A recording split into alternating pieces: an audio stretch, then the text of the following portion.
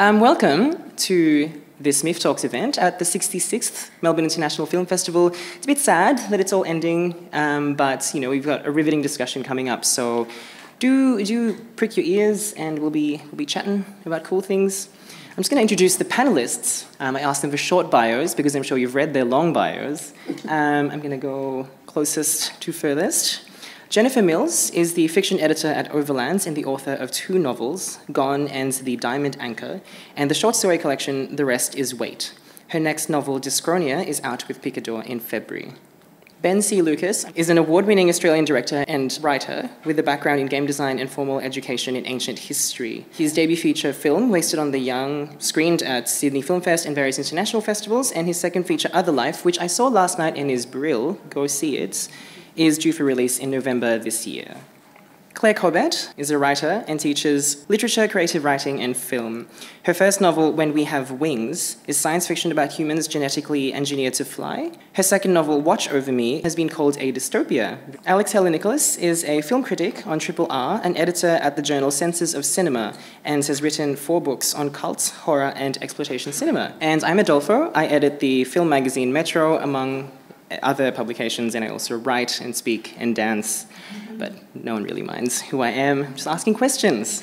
So I'm also very, very lovely, it seems, and funny. Yeah, so we're here to talk about dystopia on film, and I guess the way from our discussions via email before this and over dinner and in the green room, I guess for me what we're kind of going to be teasing out is 3 things, really. The what of a dystopia, you know, like what is its function, what is it for, why do we continue to watch them, are they prophecies or are they kind of just artistic expressions, are they forms of catharsis? We're also going to be talking about how do we make these dystopias, how do we depict them, how do they work, and of course we'll talk about why as well. Why do we, as artists, why do we make them? As consumers, why do we keep watching them? And we keep coming back to the same texts. So those are the 3 umbrella things we'll be talking about, and then we'll have a Q&A at the end as well if you'd like to broach anything that I haven't. And yeah. So I guess just as an icebreaker, and hopefully you've prepared for this, because I gave you notes. You know, it's kind of like, there's at parties when you're trying to get to know people and you have those word association games. I guess we'll just go, starting from Alex this time, just maybe name a recent or your favorite dystopia. It's not exactly recent, but one that I think that myself and a lot of people return to with constant passion, like a religion, is Chris Marker's La Jetée. Because I think it's a film that uses form as passionately as it uses narrative to present what is effectively a horror story, but without the genre trappings. I think it's an extraordinary work of art. That's a great choice. I think La Jetée is fantastic. I was going to nominate a couple, just 2 very quickly that relate to each other. One's much older, which is Modern Times, the Charlie Chaplin film, which I think is very cognate with all the themes in Fritz Lang's Metropolis. And the other one that I would relate to that is The Matrix, which I really, really... Closer to the mic? Oh, okay. Is that better? Sorry, guys. Okay, the other one is The Matrix, which to me, so many dystopias have come from a written text that underlie them, but both Modern Times and The Matrix don't. They originated as films, and The Matrix contributes this truly original image, speaking of horror, of the baby hooked up to the computer. So it gives us a truly original image for a kind of modern dystopia, but it relates to Modern Times because of that thing of being part of the machine. I was going to take the low road and say Logan, actually, in very recent time. I haven't seen that. Because I think it's kind of the end of an era. It's kind of a landmark in terms of we've done superheroes to death, and it was great to finally kind of climax that experience. You know, we had 17 years of Wolverine. By the way, I don't think it's a great film. I don't love the film, but I think it's really. So you like the world, but I think it's an important sign of the times. Yep. We spent 17 years kind of worshipping this character Wolverine, and for that entire time he was PG rated. But his superpower was having knives for hands, and that would really mess someone up. You know, like you're going to be dark if your superpower is I have knives for hands. What are you going to do except stab people? But Right, you know, but also for whatever it was. He can retract them. Just clarify. Yeah. Right? But for 6 or 7 Are we getting films, this mixed up with Edward Scissorhands? What's happening? I don't know how many Wolverine films there have been. I think there's like 6 or 7 before this one. It would always be like he'd slice a chain and something would fall on someone, or it'd be like schnick to hard, cut your gun in half, you know. It was nerfed and it was lame. And so finally he was actually slicing people up, and I think that was kind of a middle finger to the superhero genre, and I respect that. I'm going to go with a very contemporary and very Australian and I think really exciting dystopia, which is Clever Man, which is on the ABC at the moment, which I love, and I think it turns the superhero genre on its head. It turns takes the dystopia genre in a new direction for Australia, and I think it's really exciting writing and exciting performances too. I'm like already glued to it. Cool. I guess just to fully kind of lead into our discussion, Claire, this isn't in your bio, but you did a lot of research on dystopias, and during our email conversations, you're quite specific about this notion of dystopia and how it's distinct from the notion of, say, post-apocalyptic, which we kind of often conflate or relate to it. Could you maybe just talk about that? I suppose this I'm a writer, and so it takes me back, I guess, to the written form of Utopia and then obviously Dystopia, which distends from it. And this is a much older form even than the novel, let alone film. You know, it takes us at least back to Plato's Republic. It's a form of philosophy to try and think about what is the ideal state or the ideal society. And then we have the evolution through books like Gulliver's Travels. And a lot of the book, which, you know, these then get filmed, which people tend to think of as the classic or dystopia, is 1984. And dystopias often turn on language. They turn on consciousness and perception of the world.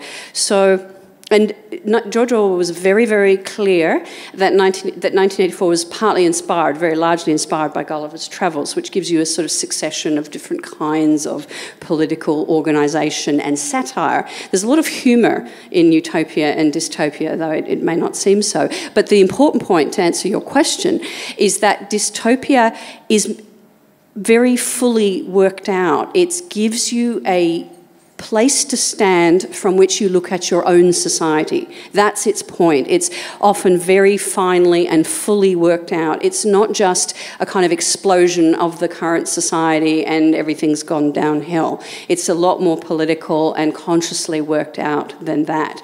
So you get the kind of mechanisms and you get to think about how your own society works.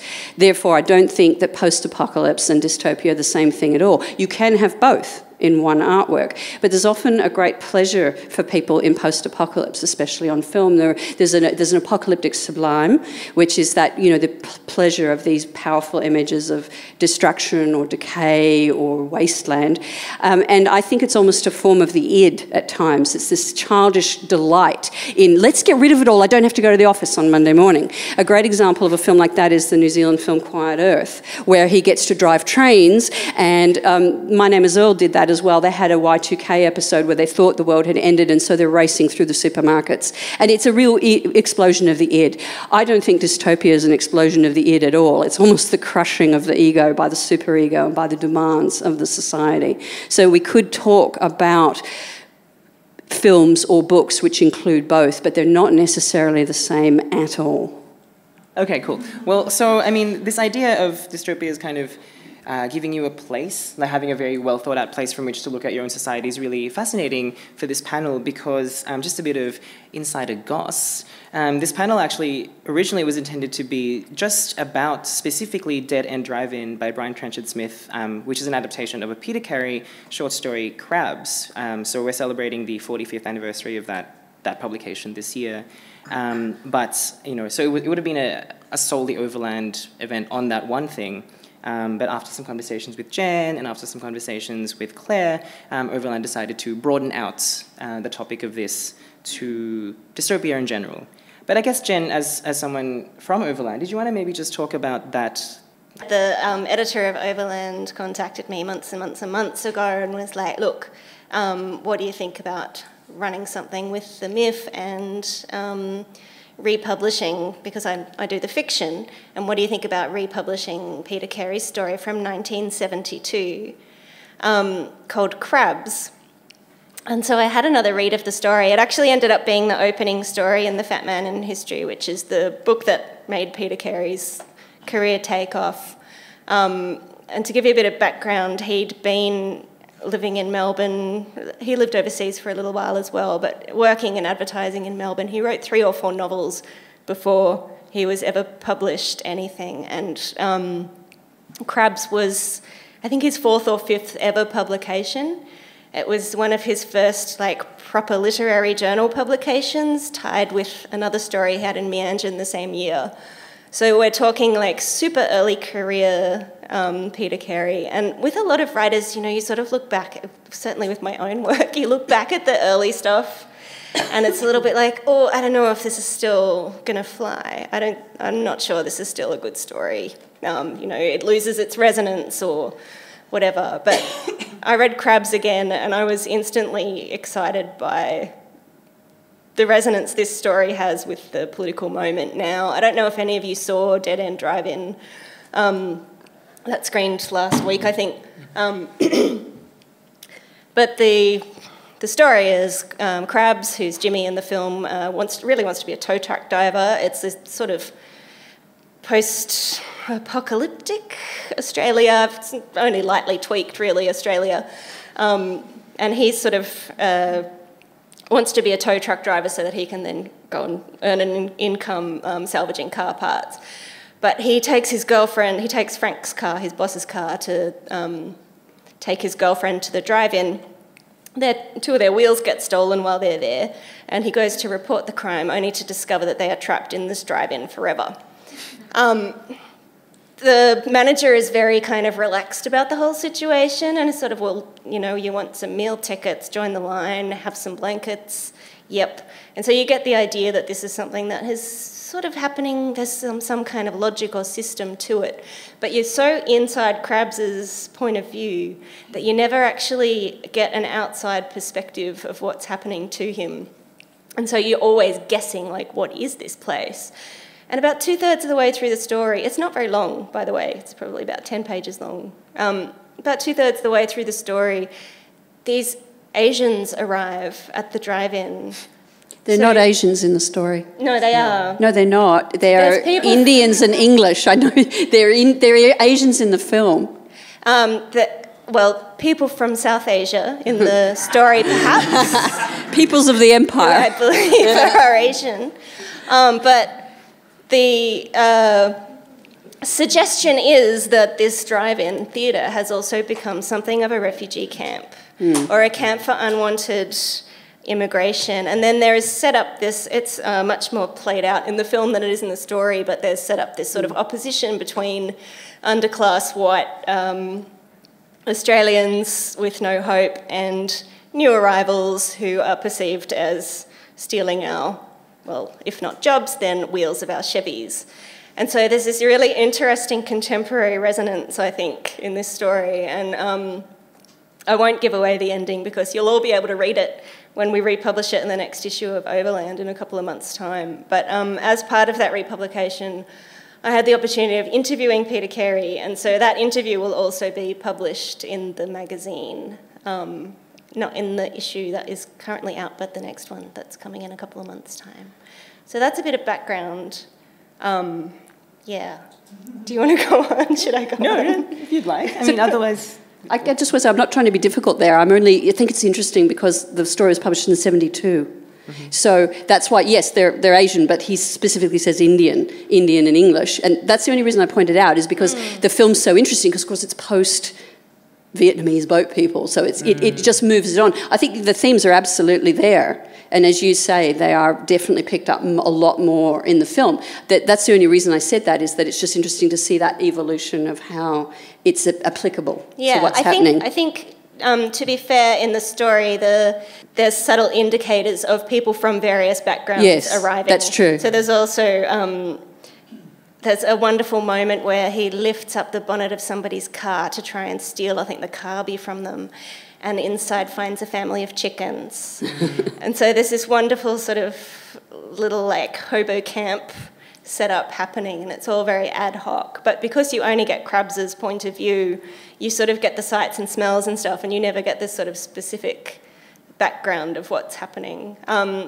In the interview, Peter Carey did cite the Vietnam War, in fact, as one of the influences on this story. And also, he had been living in Europe in 1968, and there being this sort of mentality of hope and sort of positivity and youth culture and revolution, but also this sort of massive crackdown and policing and this sort of despair around the future. So I think that was very interesting historical context as well. I mean, that historical context is really important, right? Because if dystopias are meant to level some sort of critique, then you take from the time period that you're making it in. Alex, as an expert in Australian genre film, I mean, Dead End Drive-In was made in the 80s, and the original story was in the 70s. Do you want to maybe just talk about Dead End Drive-In and how it maybe differs, or yeah, I would talk about. I'm really keen to talk about another kind of author, Mr. Brian Trenchard-Smith, who made this film. A very different author. We're dealing with a genre film director, a proud genre film director, and a very good genre film director. His most famous film, I think, unarguably, would be Bmx Bandits. Some of you guys look like the type of riffraff that might have spent many hours watching Bmx Bandits, and our Nicole. Dead End Drive-In, I think, is broadly understood as his best film. I think that's almost a given. And I think it's an extraordinary film. I agree with that. And I don't mean to diss other Brian Trenchard-Smith films like Leprechaun 2 and Leprechaun 3.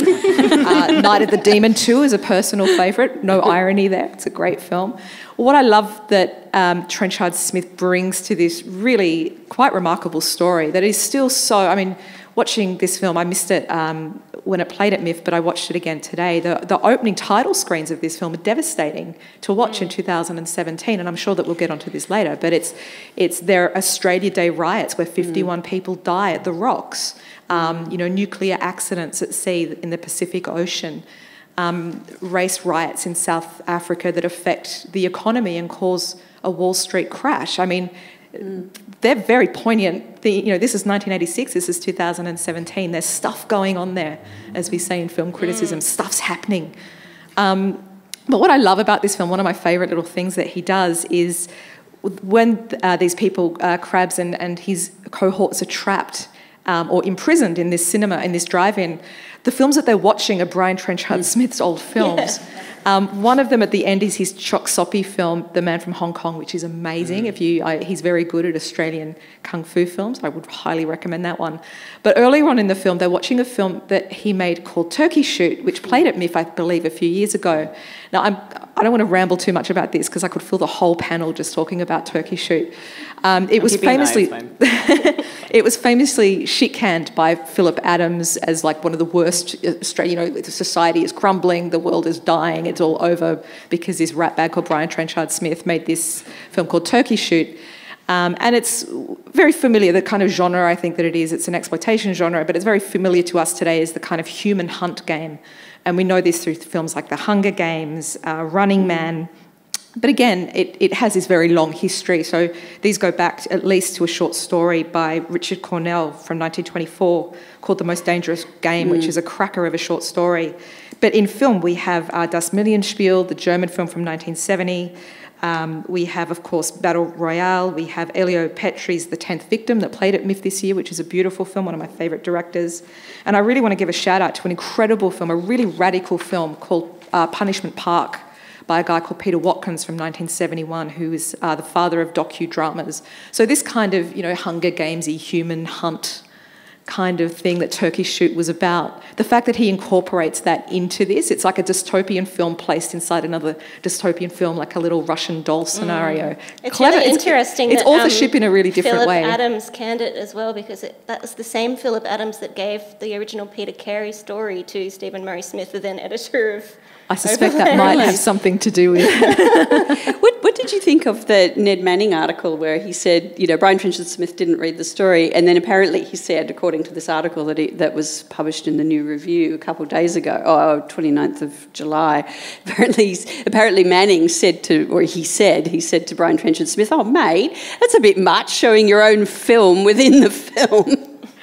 I love the audacity of it. I mean, you know, I'm certainly wouldn't have any pretenses to come from a literary background. I'm a kind of I'm a visual media kind of girl, but I think that, you know, self-referentiality, I think, is a cross-textual endeavour. You know, we see it in art history. It's so cheeky, we see it in and Brian charming, Trenchard-Smith. and I think it's something that Australian cinemas maybe lost a little bit of that cheek. I think that Australian cinema could learn a lot from Brian Trenchard-Smith. The joy of his films is where I would like to end. I think that for a really grim dystopian film in its premise that has really profound relevance, I think, as I said, to what's going on in this country and in the world today, there's just a joy. And maybe it's, you know, the machinations and the kids in the kitchens and the permed hairdos. There's something so zeitgeist The aesthetic that is so joyful good. about this world. Well, the aesthetic of it is so much of the films of the time. It, you know, it's starstruck. It's, you know, all those kind of really fizzy. I think of it like in a Howard Arkley. Fizzy is the perfect word. Oh, thank you.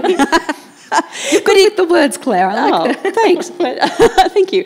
But I do. The look of it is so wonderful. And it has got totally that candy neon 80s look, which I think maybe goes back to, if we're talking about the difference, say, between film dystopia and written dystopia, is you can still get that pleasure of the look of it. And there's such I think there's a common critique across 80s Australian films around ideas of suburbia. It's definitely there in Dead End Drive-In, I think, in the film. In perhaps it could be there submerged in the story, but I think it's stronger in the film, the sense of people having a suburban life. You know, there's blow-up pools and, you know, little palm trees and just that kind of thing that you see in films like Around the World in 80 Ways and stuff. It's really such an 80s moment. One of my favourite little tidbits about this film, I have a friend who specialises in the history of Australian film distribution, and Dead End Drive-In did have a drive-in run at Australia. Can you imagine watching Dead End Drive-In at the drive-in with Turkey Shoot in that movie? Imagine if your car broke down. It's drive-ins all the way down. And it was shot at Matraville Drive-In in Sydney, and I don't know if that drive-in is still going or whether it was shut down. I'm not sure that that's still there. There's a Blacktown... There was one still in Western Sydney when I was living there. There Is. There's Matraville's still there. There's a Blacktown Drive-In, which I haven't been to, which I'd love to go to, which apparently it's got like diner food and stuff like that. So it sounds like it'd be pretty fun. Does Melbourne have a drive-in? If there's any DVD... The original... any DVD... any drive-in distributors here? Dead End Drive-In, please. The original Star Drive-In, where this story and film is set, was actually opposite Monash University, which was where Peter Carey went for 1 year and had a really spectacular failure doing 1 year of a science degree, and then threw it in and went and got a job in advertising. So if you're sitting there having a horrible time at uni or at work and staring across the road, you never know, it might be like a career-making moment. Write what you know, isn't that what they say? Write what you know. Yeah, I think fascinatingly with this stuff, Claire, you were talking about the origin of dystopia as a concept, which actually would have been from, I guess, thinkers wanting to conceptualize of a utopia. That's how right. Things could work well. That's right. Whereas, I guess, in this context, assuming the best of intentions from the government of this world, they were just trying to corral... What was the word in the novel, in the story? Unmentionables? There was a word that was used, you know, and to kind of, I guess, keep society ticking over. And this seems to span a lot of dystopias. There's a kind of a government or a superstructure intending the best, you know, in their actions, which kind of maybe just goes too far. So this is kind of relevant to OtherLife, which is Ben's film that I saw last night. And I'm sorry if I ask the same question. I did the Q&A as well. But you weren't there, were you? So it's fine. You can double up. But... yeah, and after seeing it now, I realized, and we talked about this, it's possibly not a full dystopia per se, but there are dystopic elements. So I hope this isn't a spoiler, but I think this is part of the synopsis, so I might just hint a bit. But there's a technology that's invented in OtherLife, and yeah, the government wants to use it to keep criminals at bay, or for the justice system, we'll say. But it's possibly not the best thing to do. I think that's a nice non-spoilery description. That's super vague, but yeah. we'll go with it. That's the point. Yeah. I'm trying to be a good moderator by not giving away too much, because you have to see it when it comes out. But yeah, but also during the emails you were talking about how you think, or you'd like to bring in a bit of optimism to this panel. Do you want to just maybe I just think we villainize technology a lot, that's all. And I think the uninteresting science fiction is one that dwells on that. And in order to express a dystopic vision, you actually have to be quite thorough in constructing that world, and sort of almost have to be optimistic about what its potential could be, and idealistic as well. You know, like for example, who saw Equilibrium? Everyone has to take this same drug that removes your emotions. Well, that would be a very difficult thing to enforce. So it's a very optimistic view to think that in order to create that world, you'd be able to do that. You know what I mean? Mm-hmm. So in order to construct your dystopia, I think you have to have a very sort of positive view of it first, and then you've got to tear it down for the sake of drama. Mm-hmm. But on OtherLife, so when I first read the story and I was sort of trying to dissect how you present on film this technology that essentially allows you to edit your memories, I thought it was really silly, and I really had to find out how, find some grounding for it, basically. And I dug around a little bit, and I ended up getting in touch with a think tank from Oxford who had been employed by a collection of private prisons from around the world to basically invent a better prison. And they weren't being asked to create the technology, they were being asked to come up with the ideas for these prisons that they would then go on to figure out what technology needs to exist to make these things possible. And I'm talking about life extension, so you can serve 300 years, or hallucinogenic drugs that kind of keep you in a trance, or methods of stasis and virtual prisons. They're really doing that? They're not really making them, they're really coming up with the ideas so that they can then kind of do a cost analysis of, just how much work would be required to make these things possible. There's no dystopia you can imagine that the prison industrial complex is not already imagined for. I'm going to call it. That's a bit shit. Yeah. So it's super punitive and has nothing to do with rehabilitation, but and everything to do with just misery essentially. But it was interesting to know that it's stranger than fiction. The thing I thought was silly is kind of been thought of by some very intelligent people whose job it is to kind of be cruel. I was enjoying the collaboration. They were really open. They were all massive nerds that were like, I love Blade Runner. And so we kind of had common ground to meet on, even though what they were doing was appalling. And then I got an email from the Oxford administration saying that this conversation is considered consultancy and that I would be billed for £120,000. Whoa. So I ended that right there. But anyway, where were we? The use of, I think the kind of crutch of vilifying technology is something that a lot of science fiction writing kind of falls on. But ultimately, what are we talking about? We're talking about the human experience of it, aren't we? That's what stories should be about. And so that sort of became the focus, certainly for OtherLife anyway. And I guess there's this idea of familiarity with the world as well. I think some of the most effective dystopias are ones that mirror the world that we live in. You build a world that's believable, or I guess it more powerfully immerses the audience or takes them in really quickly, which then allows you to take them by surprise. The thing I think is you don't have to invent dystopia. You just have to go looking for it. Like dystopia already has a postcode on this planet. Twitter is a dystopia. Manus Island is a dystopia. I lived in Alice Springs when the intervention rolled in. I've seen army trucks going down the main street full of people going to invade a community near mine. And that kind of imagery, it's not imaginary. It's just not where you live necessarily until it comes for you. And I think one of the pleasures of writing dystopian fiction is doing stuff to white people that white people do to other people.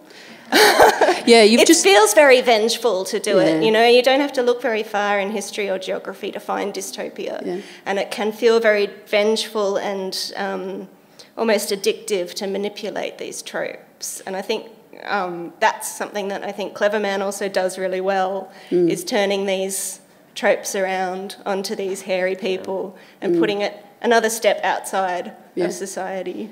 I completely agree with that, and you've touched very sort of in a slightly different phrase. I can't remember who said this phrase, but I think it's absolutely true. I mean, dystopia is happening now, and as you said, Ben, like it's hard to think of anything that isn't already being thought of. I'll say one word here.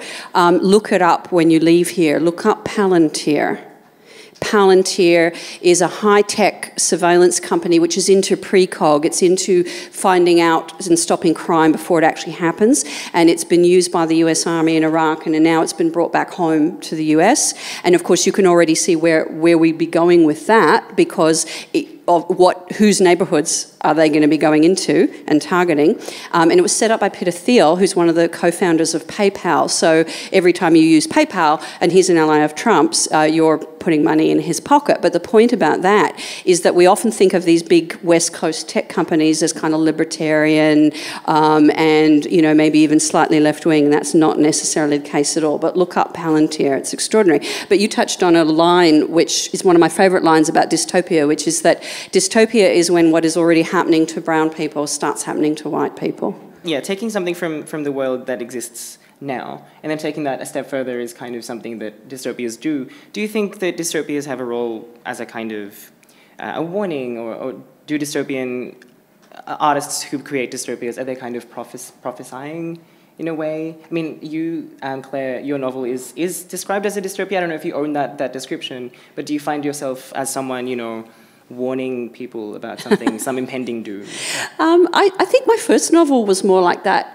It's not a dystopia. It's looking at issues that might be raised by increased genetic engineering, and that's only gone a lot faster since I wrote the book. We've got CRISPR gene editing of embryos that is happening now, this year. Last year we had the first embryo ever in history with 3 biological parents and not 2, and that was editing out some problems with mitochondrial DNA.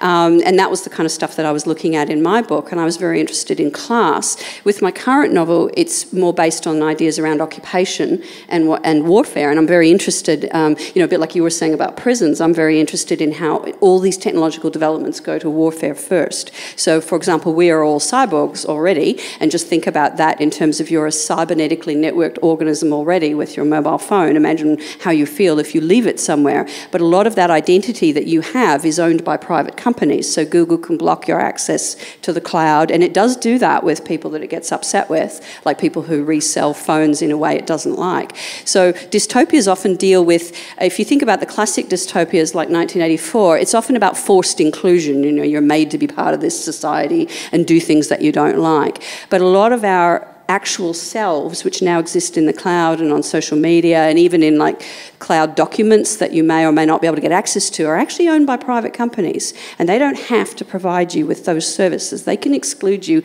anytime they like. So that's a very different kind of dystopia. But yeah, I was struggling with my novel to keep saying, look, all this is happening now. It's not really a warning. But the point is that we don't understand the present. Dystopia is about trying to understand the present. That's what I think. It's about tools to understand the present, because we can only ever write about and think about the present. We can't, you know, it just is really good to try and understand what's happening now, because most people don't. It's really difficult to understand what's happening now. I think another function of dystopia, actually, as well as being this sort of, well, how bad can things get kind of intellectual exercise, I think that dystopias can also function as a tool of let's call it revolutionary thought. You look at The Handmaid's Tale, which is having a wonderful renaissance. You look at Charlotte Wood's novel, The Natural Way of Things. There's a fine tradition of feminist dystopias as well, and of dystopia as a story of resistance, because you set up this world of how terrible things can get, and then where's your narrative? Your narrative is people fighting back against that and people breaking out.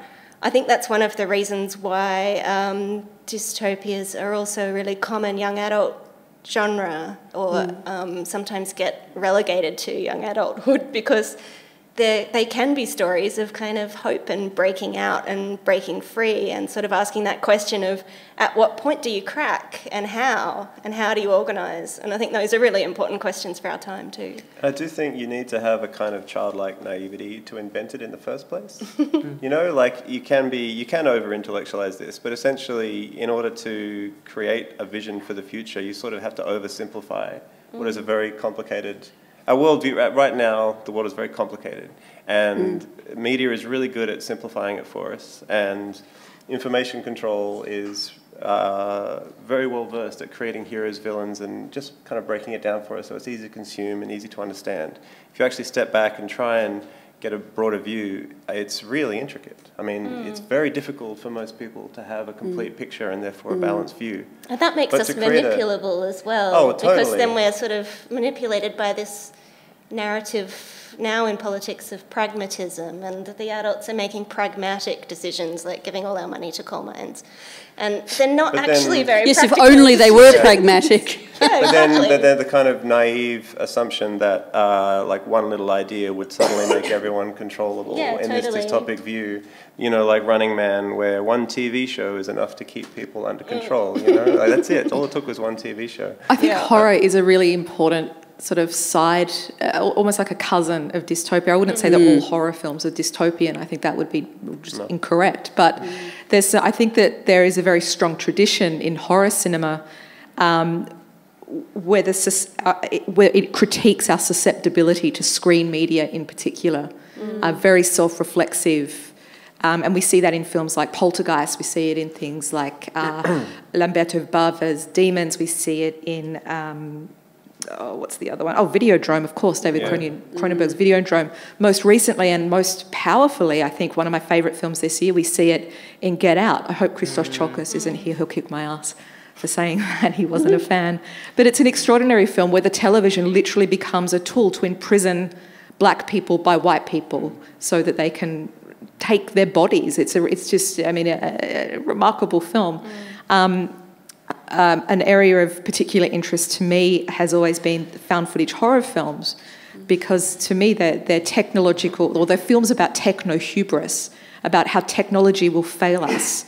You know, we can own the technology, we can physically have it be part of our body. I like this idea that we're cyborg, and I think the more that I think about found footage horror, the less that I think of it as a viewing device, and the more that I think of it as a mask. It's an object that we press up to our faces, and that's the premise of found footage horror, that it becomes part of our body. But I've seen hundreds and hundreds of these films for the book that I wrote on these movies, and I would say almost all of them, they fail. Technology fails us. It doesn't protect us. It doesn't reveal any truth. And I think that horror has a particular strength through its unique kind of visceral metaphor.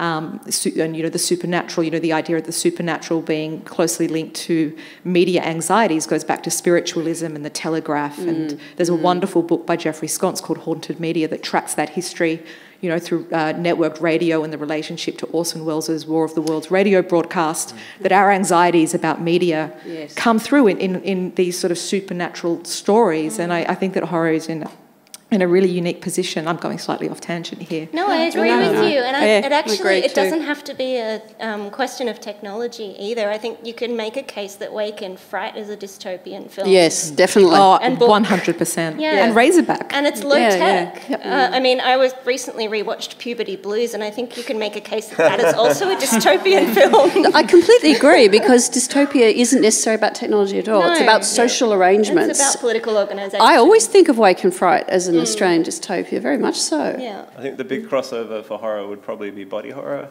Yeah, absolutely. That's where the science fiction element often crosses. I mean, I think the prime example of that, the granddaddy of them all, would have to be Robocop, which has quietly become one of the most prophetic films ever made. Everyone remembers, I'd buy that for $1, right? And I remember when I was a kid thinking, what a dumb TV show, why does everyone like this show? And by today's standard, that almost seems highbrow, so there was it kind of totally came true. There was a wonderful... By today's standards, those cops seem quite friendly. That's right, yeah. There was a wonderful review about Robocop, sorry. Oh, just to use another bad film as a good example, Idiocracy. I was thinking of that before, where you just kind of go, this is terrible, but oh shit, it's kind of come true. But it's actually worse now. It's actually worse. It's a documentary. Yeah, that's right. It's what plants crave. And I think the TV show they were all watching in that was, who remembers, was something about getting kicked in the balls constantly. Ow my balls. Ow my balls. I was going to get mixed up with the Lego movie, which maybe is a dystopia too, but which is Where's My Pants, I think. This is definitely a tangent. But I think we all agree that we live in dystopia, okay? Those doors will be closing now. Please line up at the rear. We'll be taking your wallets. I think the body horror angle is a really, really interesting one, and I'm so glad you mentioned Orson Welles, because I was actually lecturing on War of the Worlds yesterday, and it's exactly that thing, that you've got the idea that there was supposedly a mass panic after the broadcast, which isn't true, but it's a screen memory of that tussle between media, because it was pushed by the newspapers, because they were very worried about this new medium of radio. And, CBS, the radio station, was quite happy about the story because it emphasised their power and reach to advertisers. But you're quite right, it becomes this cautionary tale of fears around being haunted by the media, which I think ties in nicely with Dead End Drive-In, because we've got our big screen. And without being the spoiler for the story, there's a technological metamorphosis in that, which I think comes back to ideas of being the cyborg. And I was asked recently to try and say something positive about new technology, and I said, well, I'm looking forward to being more of a cyborg. We're all cyborgs already, as I said, but I look forward to the idea of being more of a cyborg and having less vulnerability and more. I don't want to be Robocop, but I would like to be able to fly, or maybe not get Alzheimer's or whatever. And I'm sure all of us harbour a few things like that, right? Maybe we don't have to wear glasses anymore or whatever it is. So that was one of my modest hopes for technology, was to actually become more of a cyborg. Well, there's potential utopian elements definitely of a post-human future. It might be lovely. Yeah, very much. Maybe. But all the cyberpunk stuff that I grew up on has already come true. It came true a long time ago. Yeah. Even just body modification for sex of vanity, like the stuff that used to horrify me, we see all the time, people growing horns and like kind of going for that grotesque cosmetic surgery that, Do you remember has a niche, the networked dildo? Remember that story? Okay, one of my... Oh yeah, we have those. Yeah, so one of my students brought this up when we were talking about exactly that issue, and around the idea of, say you get, like in films like Her or Ex Machina, where you get, this kind of ideal female, comes up a lot in these kind of films, who's endlessly compliant, endlessly interested, endlessly listening, etc. And one of my students said, wow, you know about the network dildo, don't you? And I said, oh, I think I might have heard about it. And apparently it was a wee vibe, and there was a scandal just a few months ago where it was found that, unbeknown to the couples, because it's meant to be a kind of couples vibrator, who used it, is that it was sending back all this information to the manufacturer about body temperature, how long you were doing it for, and you think, what are they doing with that information? Metadata, so they can sell more dildos. I guess. I mean, basically, that's all it comes down to. Well, you would think so. I don't know if there's a nefarious... I mean, there could be a nefarious purpose. I'm struggling to think of what it might be. But the fact is, they didn't know about it, though. Yeah, that is creepy. That's creepy. But if we know about it, it makes it okay? Because how many times do you get a new phone and it says, can we please rob you of all your details? Well, the problem is and we'll give you all these features if you do it. And you're like, sure, now that I know about it, I feel okay with it. I'm in control here. And they keep changing the conditions. Terms of service, right? That's right. Whoever reads that stuff. Well, one of my issues with sex robots, which is another panel I've been discussing on, is if a dildo can be, sending back a lot of information to a manufacturer, just imagine how much a sex robot would. Maybe I am slightly getting off the topic here. It's okay, I'm keeping tabs.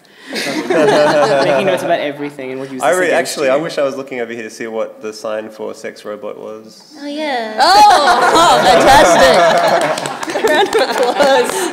This is a very important If you learn piece of nothing sign from language. tonight, that's the most important. You weren't expecting that, were you? Can I just segue back into Dead End Drive-In for a minute, and ask you guys what you think is with Cars, an Australian dystopia? I was thinking a lot of the Cars that Ate Paris when I was revisiting this. Which came out 2 years, 2 years after Crabs. Crabs. Yeah, was it's an published. interesting line. And then, of course, we have a young gentleman by the name of Max, who I believe is quite mad. Appeared a few years later. Heard of this guy? He's pretty good apparently. I've heard. In fact, Claire, I think you have something to tell us about Mad Max Beyond Thunderdome. Is that true? I could do if. Can I? Yes, I'm so excited about it. Gossip is always welcome. Well, I was an extra on the Thunderdome sequences of Mad Max 3. I'd been overseas. I'd actually been in Los Angeles because my father was a director. And I came back and it was 1984 and I knew people in the film industry and I got myself to be one of the extras. And it was a very... it was extraordinary because the set for Bartertown was in the old Homebush brick pits, which are no more in Sydney. It's now Olympic Park. And those brick pits go back to colonial times and they had been very contaminated and blah, blah, blah. Anyway, the brick pits had been shut down. It was huge, basically a giant quarry. And they'd built the entire town of Bartertown in this quarry. So in terms of speaking about dystopias and dystopian environments, it was a world unto itself. And you arrived... And I'd done a fair bit of extra work by that time, so I knew what it was like, but this was different to any other set that I'd ever worked on. Do you want me to continue? I don't know about these guys. I'm totally want to hear more. Oh, cool. Okay. So they had very deliberately cast sort of very unusual-looking people, and I was, you know, a teenage white girl who wasn't that unusual looking, so it was only because I knew the assistant directors that they kept asking. So I was like a kind of feral kid. And everybody else was like fatogram strippers and Asian bodybuilders, and Jilin Ning, who was the eponymous China girl in the David Bowie film clip. She was one of the Imperial Guards. Wow. Yeah, very striking. And they all had mohawks and S&M type looking gear. There was Angry Anderson, of course, and what happened was we would arrive at about 6 o'clock at night at the brick pits and they would spray us with brick dust, which was just horrible on the skin, and it caused endless clashes between the crew and the extras. And we had our rags, each of us had our own set of rags that we would get into. And it felt very freeing because you were filthy, so you could roll around on the ground. And then we would spend all night hanging off the Thunderdome. All night. And they'd made the Thunderdome really well, so you could kind of lean on it and half go to sleep. I've even found myself in the sequence, I think. But because some of the people were not very well physically, you know, some of the fatogram strippers and things didn't really like to spend 8 hours hanging off the Thunderdome, so the assistant directors spent an awful lot of time rounding people up because you had this whole set, like people were cooking hot bread on the set. It was a world. It was a proper sort of working town. And I remember Roger Ebert saying in his review that the Thunderdome set and the Bartertown set is one of the most remarkable in the history of filmmaking, and he put it right up there with the Casablanca. And yeah, it felt like living another life. We all had other jobs and we would work from 6 at night till 6 in the morning. And I remember George Miller, you know, they would just, as the sun was coming up, they would just be praying for us to climb the Thunderdome one more time for one last take. Please, please, just one more. I like thinking of a parallel universe where that town is still going on and they're having little panels about whether or not we exist. Yeah, probably. Tina Turner's massive earrings still controlling things. That's right. The way it should be. I suspect people are having relationships behind the hay bales and who knows. Yeah, they're down several generations by now. Probably, yeah, definitely. So it qualifies, I think, in that it was definitely a world, a complete world unto itself. It certainly felt that way, and I think that shows on the film. I'm going to do a really, really seamless segue here. This is actually based off a question from the audience that was emailed beforehand, which is not a typical thing that happens, but they attribute themselves as Francis and Spaghetti. If you were here, hello, Francis and Spaghetti. I'm not sure if you're a person or a collective, but thank you for the question. That would be appropriate, a collective. I think so. I mean, various noodles. Apparently they're not noodles. I don't know, I'm foreign, and I say I'm foreign, and I say they're noodles, but anyway. That is the biggest tangent of this night. So you want to start on Marco Polo? Let's start on Marco Polo. Yes. Yeah, so you're talking about the deliberate construction of a world in the Madman kind of universe, but Ben, last night we were talking about you kind of responding to the limitations of budget and circumstance when you were creating OtherLife. So you worked with that, and you chose to set your story with its dystopic elements in the now. And there are all these resonances with current technology and where it's going, and possibly even developing its own intelligence. It's really hard to talk about this without spoiling your film. But the question from Francis and Spaghetti is, there seems to be a disproportionate representation of dystopian futures in speculative and sci-fi film. does this imbalance in the cultural imagination of the future become a self-fulfilling prophecy of catastrophe? Yeah, do you think, what are your thoughts on that, as someone who did kind of take from the existing world of Perth, it's set in Perth? So let me just retreat to the filmmaking for a second, because I can talk about that. So Mad Max is a good example, and you brought up this kind of attachment we have to cars. Obviously, when you make sequels to films that are successful, you perpetuate the world and you build on it, and you probably push the look and feel of it even harder than the original, because that's what you have to do. You have to top the gag, right? But let's be honest, when George first set out to make Mad Max, there wasn't a dystopian vision for the future behind it. There was a necessity driven by being able to afford these shitty cars and going, well, why do all our characters have shitty cars? I know, let's make it the near future where no one can afford anything. You know, like you just kind of construct your world out of what you have at your disposal. That's filmmaking. And then on the back of that, you rationalize how and why and what it means. And look, there are lots of bad examples of this too, and we don't talk about those because they're not very interesting. But the ones that are interesting, that really resonate, are the ones that have that sort of beating heart, you know, that sort of consistency, that thematic consistency at least. So, you know, just to bring it back to my own film, certainly that was necessity drives, you know, and the source material that the film I made was based on was an extremely high concept novel set in a future so far from now that it bordered on fantasy again. It was almost psychedelic in its sort of in its concepts, and the kind of spiritual journey that the main character goes on was whack. Let's just say that. How do you make an independent science fiction film in Perth that addresses that scale? You know, I mean, famously, James Cameron didn't make Avatar for 15 years because technology simply wasn't available to make it possible. So, yeah, we had to kind of come up for a vision of our world that made sense for our setting, that what we could afford. And we did, you know, like we kind of went, as I said last night, and sorry for anyone who's hearing this twice, we went for the max headroom model 20 years into the future.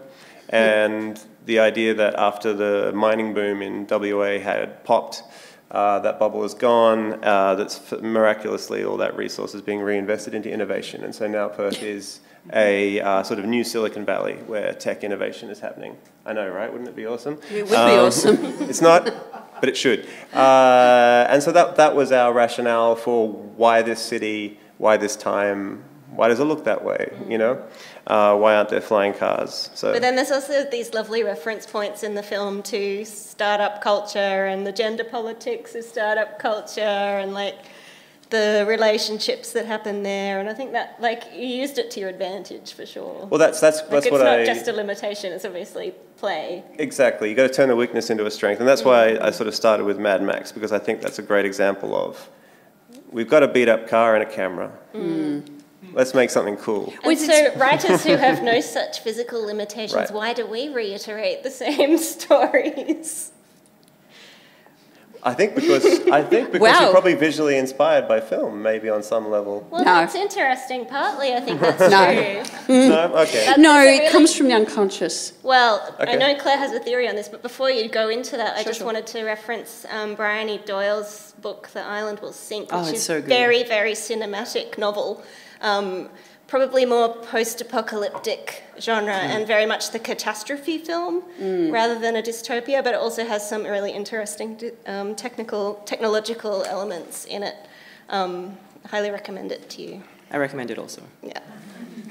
I loved an academic paper that I came across, which was called The Car, Mad Max and Australian Governance, and it actually went into aspects of Australian governance, including things like stolen generation, with children being taken away in cars, and then referencing Mad Max, which I thought was really interesting. And one of the quotes from it that I thought was so beautiful was it called Australia, let me get this right because it was such a beautiful phrase, the petrochemical cyborg chrome-plated Republic of Oz. Isn't that wonderful? Yes.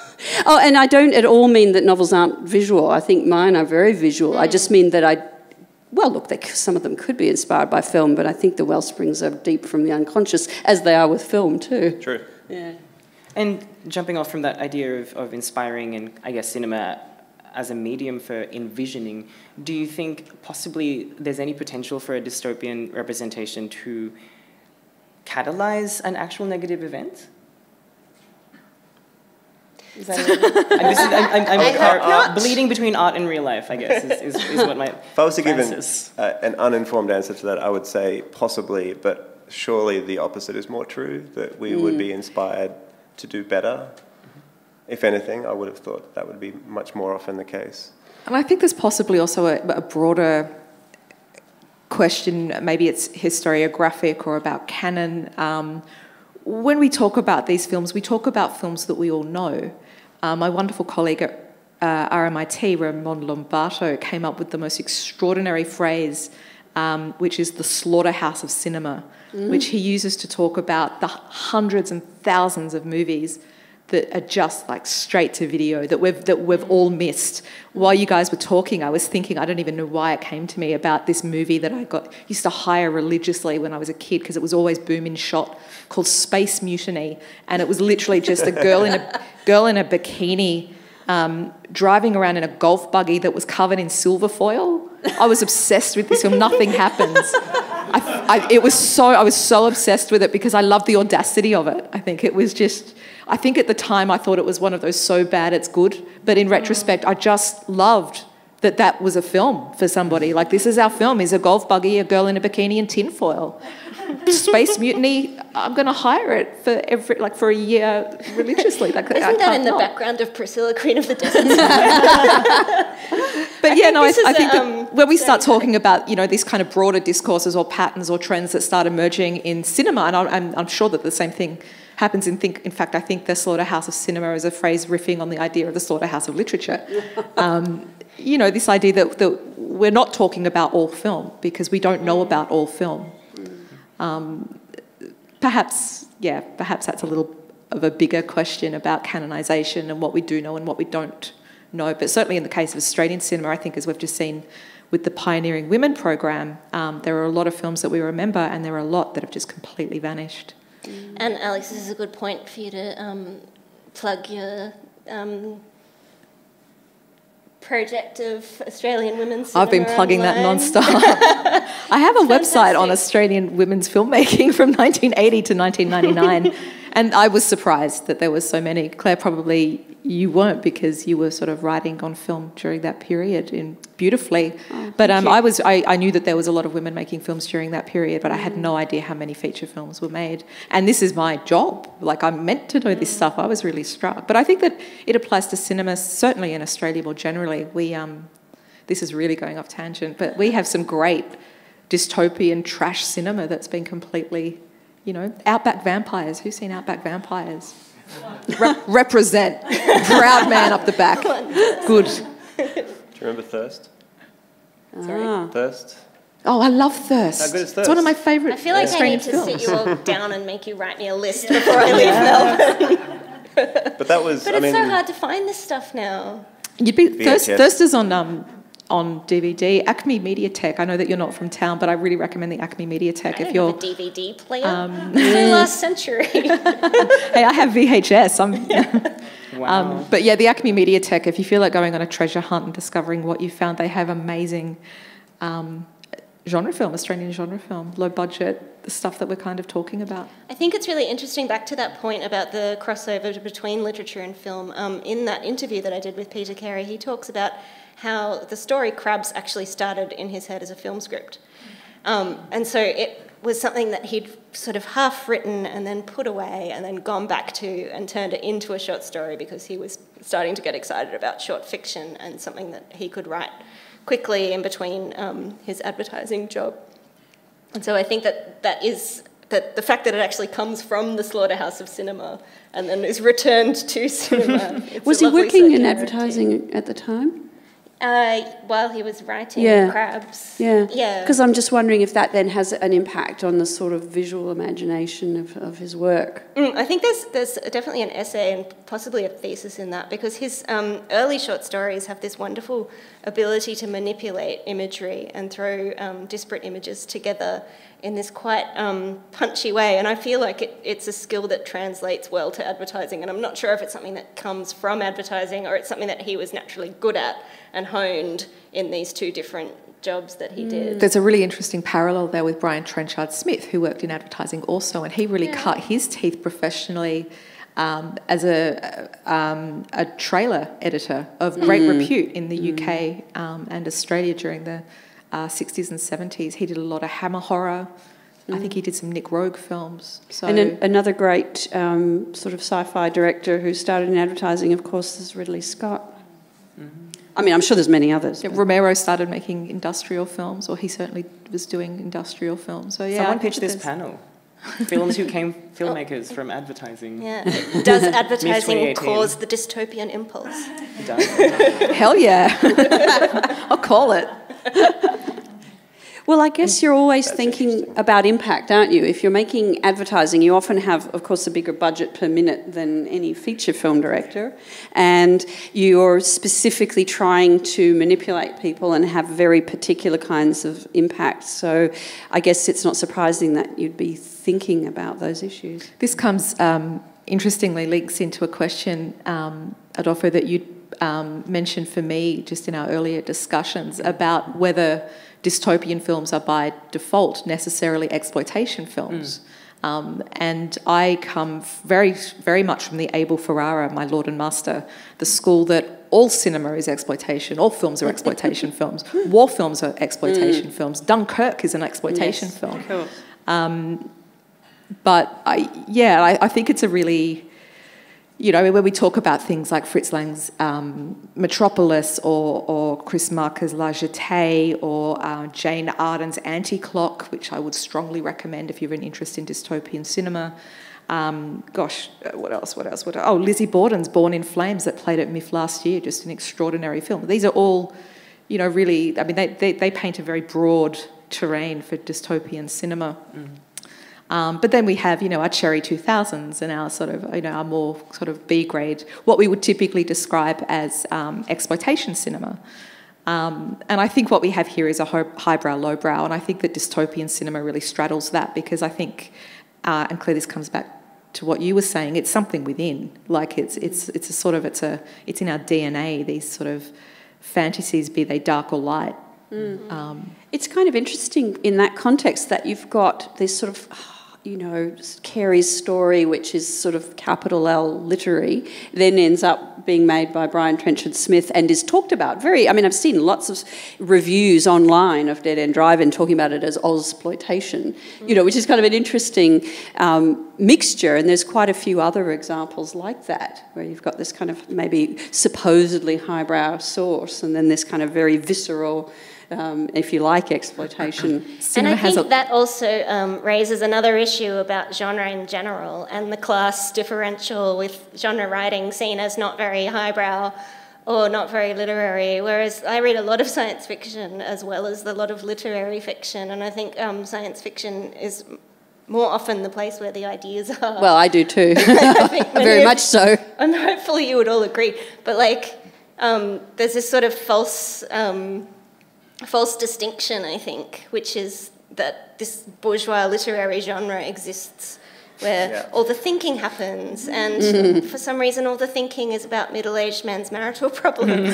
It's fucking boring. Like, I'd much rather read Ursula Le Guin's The Dispossessed for the 57th time. Let's face it. We get that in cinema a lot. Like, I think the most famous example is Ingmar Bergman's The Virgin Spring, which won an Oscar in 1960, I think, for Best Foreign Film, which was inspired by a whole kind of an enduring Swedish folktale tour, and his daughter, I think it was called, and then famously turned into one of the most famous exploitation films of all time, Last House on the Left, by Wes Craven, one of the great American films of the late 20th century. So we have this very, very highbrow Bergman film, this very, very lowbrow Craven film, but the politics on a really fundamental level in the Craven film is absolutely radical. It's an absolutely subversive film. It devastates me now more than it did the first time I saw it. Bergman, he's our man. I'm not going to diss Bergman at the Melbourne International Film Festival. he's my man. He's my buddy. I'm pro Bergman. But it's a very conservative film. Yeah. It's a very, very conservative film, the way that film ends. And I don't want spoilers for a film made in 1960, but it's a very strong Christian message. And I think this highbrow, lowbrow, this idea that ideas might be more developed in the highbrow material, that's why I love my dirty, crappy films, because they really prove that wrong a lot of the time. Yeah. I love the fact, I've literally just finished reading Danse Macabre, which is Stephen King talking about horror novels and films between 1950 and 1980.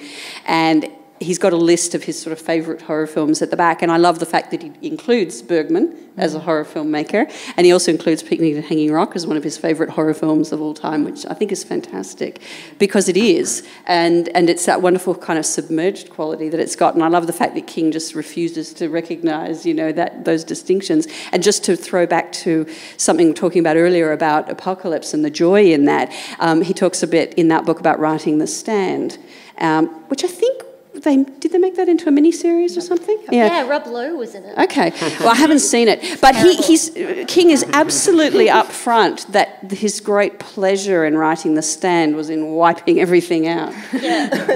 There's something so cathartic about the apocalypse genre, I think. I think a big part of this conversation should be the fact that in order for us to relate to media of any kind, you have to kind of place yourself in it, don't you? Mm. And the so-called highbrow arts are perhaps slightly more difficult to position yourself in or to relate to on that level, or to, but a very simple genre conceit. Hey, imagine if you found a suitcase of money. That's something we'd all go, what would I do? And then in a dystopia, it's even more a case of, like, I'd be the hero. And not to conflate post-apocalyptic with dystopia, but in our fantasies of the future, no one's the zombie. You're the guy with the shotgun. Except in that fantastic zombie love story movie, what's that called? Oh, don't say Warm Bodies. Warm Bodies. But even then, he was a special zombie, different to the others, you see? But that's what I'm saying, like in a dystopia, there is this idea that you have a more distinct force to fight against, a simplified vision that you can stand apart from. But I think also, counter to that, I think the horror genre is very naturally queer, in the sense that there is a lot of identification with monsters going on, and vampires and werewolves and all of that shit.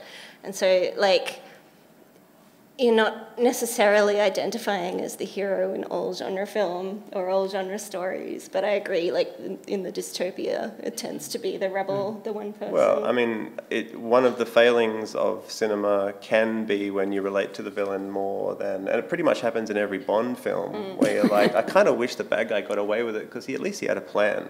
And I want to see the results of that plan paying off. And the same can be said for... And we're slowly seeing Batman get worse. Well, I was going to say... More villainous, because he becomes more attractive the more villainous he gets. And anti-heroes have been all the rage for a couple of decades now, and I think it's because we've sort of figured out that there's a sort of...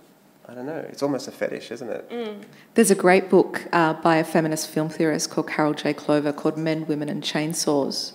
And in that book, she just has the most extraordinary phrase where she champions slasher films in particular by saying that they give us the rare pleasure of being able to be Little Red Riding Hood and the wolf. Mm. And I love that. And I think that applies to films outside of slasher. But I think it's a lovely view, that kind of,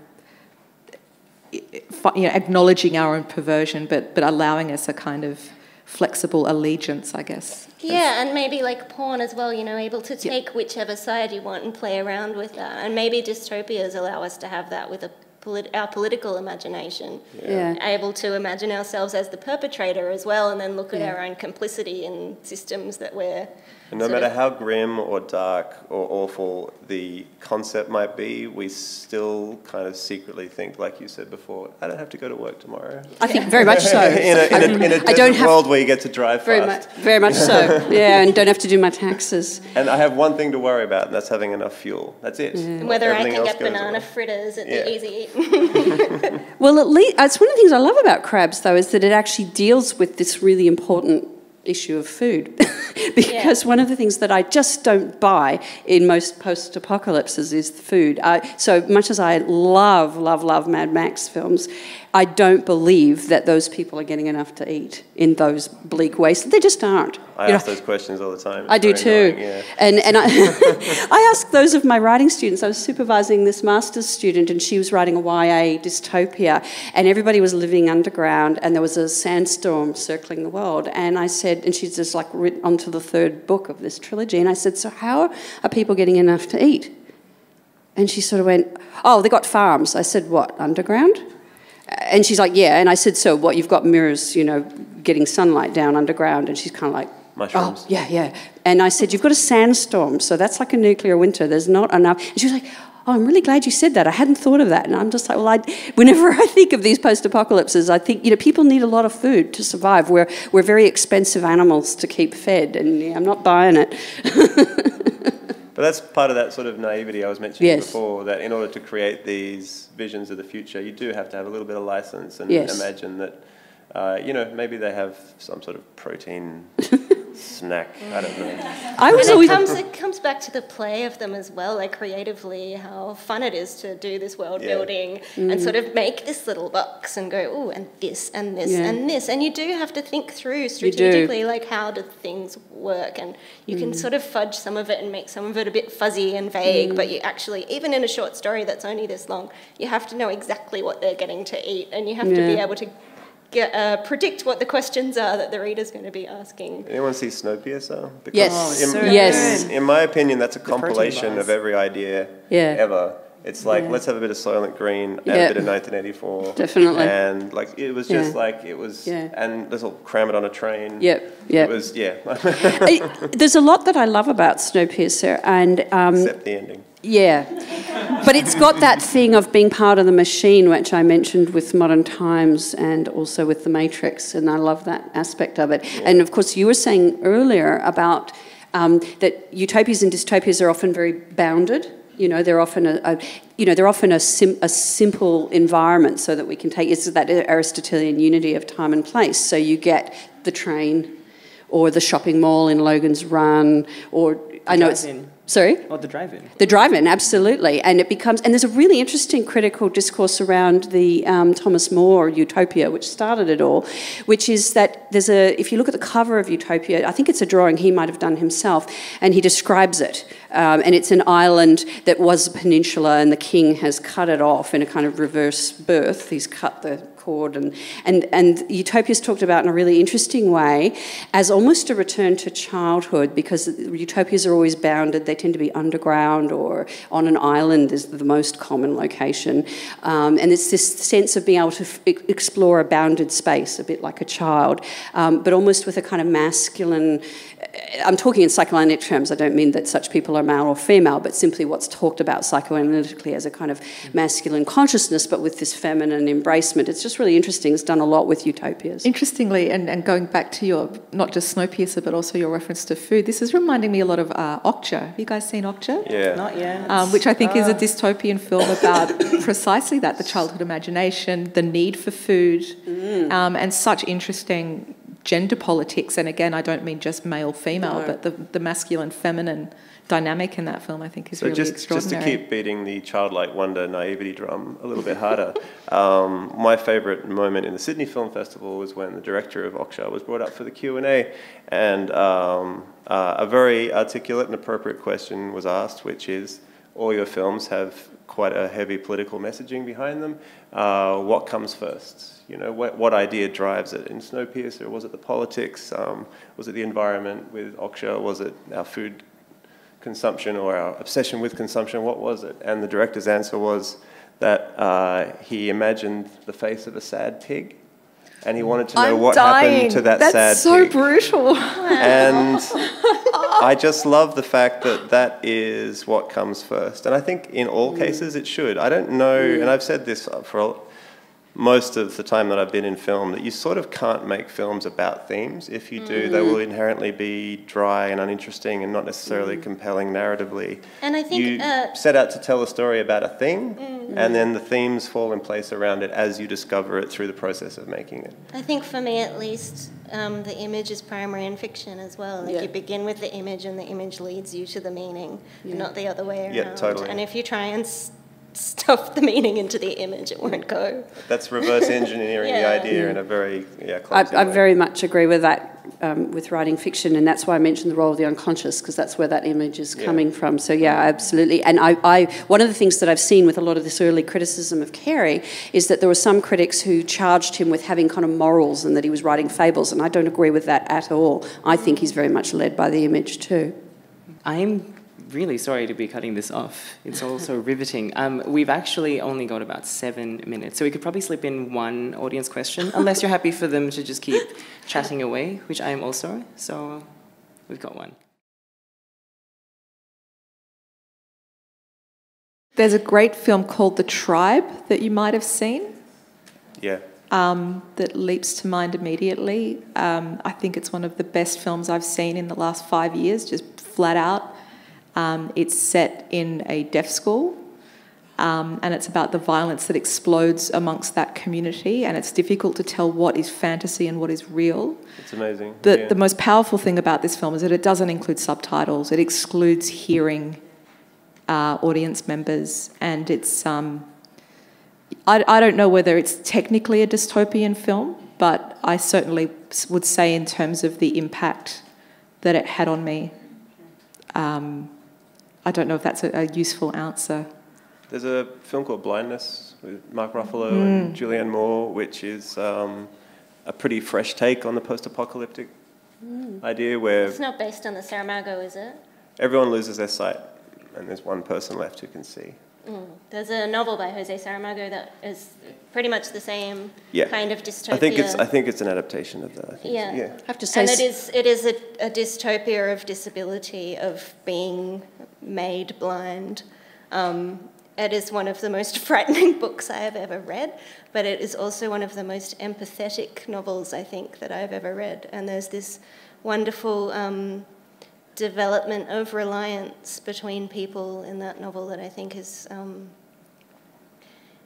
quite startling, the humanity in that book. So that is an example of a There's also dystopia. Quite a bit of science fiction that introduces a disability, like humanity has lost the ability to feel, for example, or go the other way. We've overcompensated to remove disabilities, so now we're all cyborgs, you know, like Ghost in the Shell, that kind of idea that we've lost our identity. The superhero genre as well, in some ways. Like, you know, a lot of superhero stories are told in this way of these people are being hunted or oppressed because of their different abilities to so-called normal people. And another writer who's dealt with that is John Wyndham. So when you mentioned blindness, of course, I immediately thought of Day of the Triffids. Absolutely. You know, but also he wrote a novel called The Chrysalids, where people were being oppressed for having a different ability. So it is explored a lot, I think. Great question. Has that ever been made into a film? It's like, well, I don't know. It's one of my favourite books that I think is not a film, and I sort of hope it doesn't get made into a film. John Wyndham got very criticised for writing cosy catastrophes, it was called, and I think that almost brings us back to that idea of the pleasure of the idea of the apocalypse. Day of the Triffids definitely has that. And the apocalypse genre can also be... I'm sorry, I'm segueing into a whole other panel. I'll shut up. 3 minutes, it's fine. I was just thinking we haven't mentioned On the Beach, and I think that is a utopian post-apocalypse, where everyone's just terribly polite to everyone else and then dies.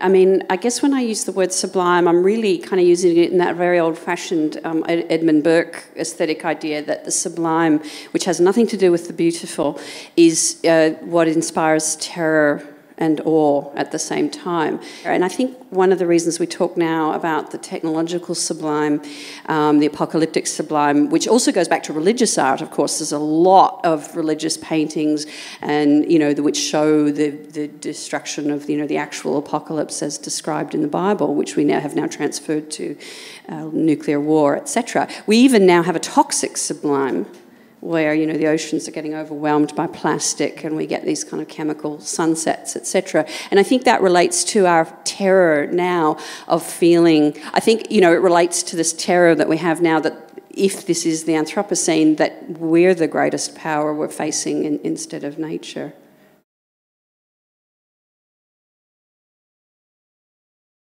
I'd like to see a decent Lovecraft adaptation. Oh wow, yeah.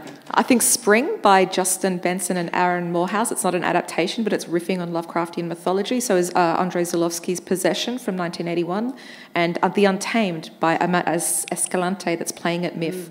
I think these films all riff on Lovecraftian mythology, but I would like to see balls to the wall, tits out, straight up, decent Lovecraft adaptation.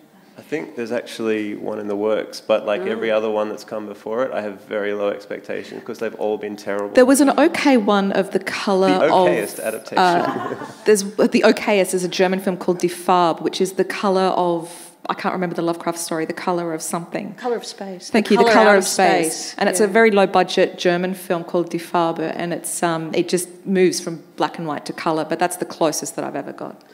Well, I'll go very old and say C.S. Lewis's extraordinary science fiction, particularly Voyage to Venus, which has these insane descriptions of his fantastical landscapes of Venus where there's islands that float on the water and magical trees and stuff.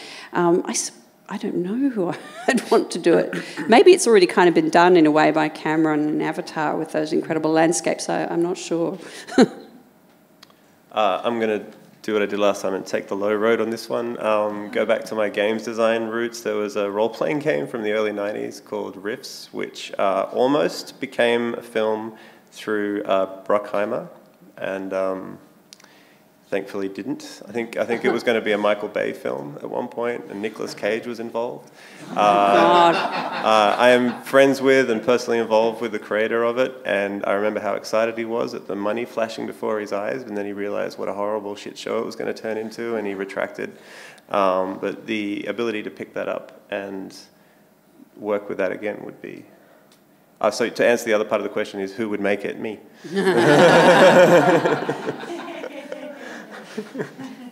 I believe that Charlotte Wood's novel, The Natural Way of Things, is being made into a film as we speak. I'm excited for it, but I also am a little nervous because I know that there's a history of films about violence against women and entrapment that can be very exploitative, and so I'm watching for that one personally. God damn it, I didn't even think of my own first book, which is being optioned by an American company, which I can't name. I want that to be made. For reasons. Because of reasons. What's the book? It's called When We Have Wings. So supposedly they want to make a TV series of it. I hope they do. Also, I'd love to see someone try and write a novel about a novel version of Mad Max. Nice. Cool. Well, it is time to end the panel.